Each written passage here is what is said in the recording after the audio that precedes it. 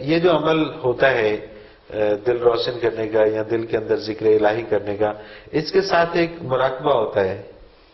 جی اس کا حصہ ہے. مراقبہ یہی ہوتا ہے کہ میں نے جتنی دیر محنت کی ہے اس سے جو کچھ وصول ہو رہا ہے اب اسے دل میں جذب کر.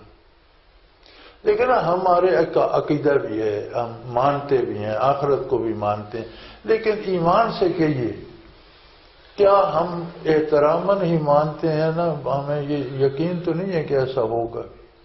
بات تو ساری یہی ہے کہ اگر یقین ہو جائے تو پھر تو بات ختم ہو جائے گی. سدھر جائے. یعنی ہم یہ بھی اللہ کا شکر کہ ہم مانتے تو ہیں، لیکن جو ماننے کا حق ہے نا کہ جو مانا ہے اس پر عمل بھی وہ نصیب نہیں ہوتا سوائے اس ذکر قلبی کے. اس میں جب کیفیات آتی ہیں تو اس پہ یقین آنے لگ جاتا ہے، اور پھر وہ اپنے یقین کے درجات ہیں بلند ہوتے رہتے ہیں، قوت یقین ہے.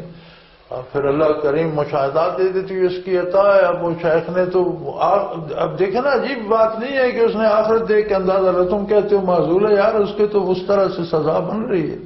معذور ہو جاتا تو ختم ہو جاتی، گناہ چھٹ جاتے اس سے. جو بحیثیت گورنر جو جرائم کر رہا ہے وہ تو نہ کر سکتا.